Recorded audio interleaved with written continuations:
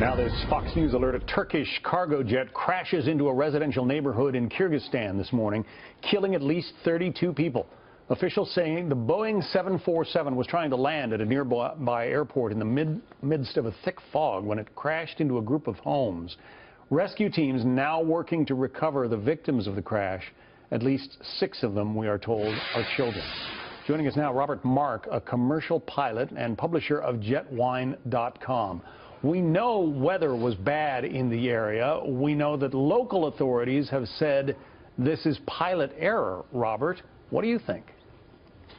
Well, it's probably a little early to blame it on the pilots, although statistically pilot error is a cause in probably 70% of airplane accidents. But again, they do have the black boxes out of the airplane, and time's going to tell. But of course, one thing that's important is that a source that we have said the aircraft was in the process of trying to make a missed approach, trying to go around because there was something going on that the crew didn't like. Maybe the weather had gone down worse than they thought, or they weren't set up right, or something like that. But, you know, again, we don't know what happened other than that. And if you have a missed approach, you have to follow those procedures to the letter. I'm not aware of whether this is a very hilly area, but being Kyrgyzstan, the chances are pretty good.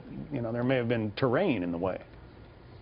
Well, that's true, and of course we don't know how the crew was trained, but we also know that statistically, unfortunately, you know, these go-arounds, missed approaches, as you know them, they're called, John, we don't have a real good track record with being really accurate with these, because pilots, even in training, don't practice them very often.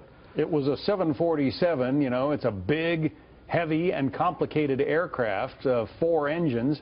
The more engines you've got, the more opportunity for something to go wrong.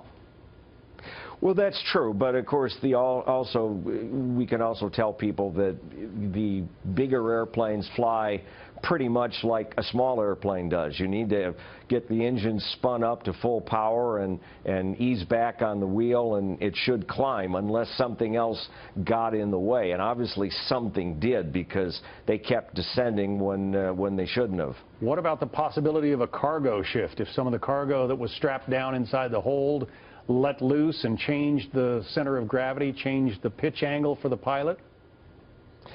Well, that's possible. I mean, we saw that happen in that 747 crash in Bagram many years back. But usually, if it was secured through most of the flight, it would be kind of unusual for it to let go at that point. But again, my guess is that, you know, with the weather as bad as it was, and the visibility was only 500 feet, you know, forward, and which is not nearly enough to land. My guess is they knew that, and were probably trying to figure out what they were going to do next. This airline, ACT, it's a Turkish airline, as I understand it. What do you know about their safety record? Anything in particular that stands out? Well, I haven't been able to see too much about their safety record, except that they are a cargo charter company. I mean, they were flying as under a Turkish Airlines cargo flight number, but that's not unusual that when one company doesn't have enough airplanes to handle the cargo, they'll often sublease from another company, get them to fly it. But again, this company flies nothing but 747s, so they do have a fair amount of experience. They've been in business for over a dozen years. It is a very sad situation. Obviously, we'll keep an eye on what happens during that investigation of that crash in Kyrgyzstan. Robert Mark, jetwine.com. Thank you, Robert.